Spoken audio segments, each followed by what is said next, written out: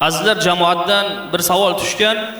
Domla, namoz ichida qo'l telefonlarimiz agar jiringlab qolsa, shuni o'chirsak namozimiz buzilmaydimi degan savol tushgan.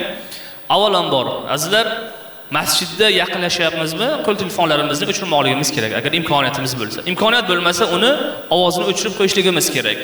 Endi namoz ichida bo'la turib, qo'l telefonlarimiz jiringlasa, ulamolarimiz aytadilarki, bir qo'l bilan o'chirsa, harakat kam qilib bir qo'l bilan o'chirishlikni iloji bo'lsa, o'chirsa, namozi buzilmaydi.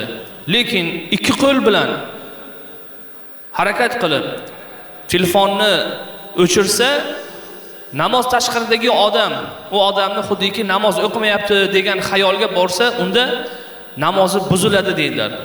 Nima uchun? Chunki bu joyda amaliy kasir bo'ladi, ya'ni ko'p namoz ichida ko'p amal qilgan bo'ladi. Hatto harakat qilgan bo'ladi. O'sha uchun avvalambor masjid odoblarida hammamiz e'tiborli bo'lmoqligimiz kerak. Past ovozda masjidga yaqinlashyapmiz, past ohangda gaplashib, suhbat qilib, asta-asta masjidning hovlisiga kirgandan keyin endi inshaalloh zikr bilan, duo bilan Allohning baytiga kirmoqligimiz kerak. Va shunda xayolimiz, fikrimiz, zikrimiz bir joyda bo'ladi inshaalloh. Ibodatimizdan ham o'zimiz lazzatlanamiz.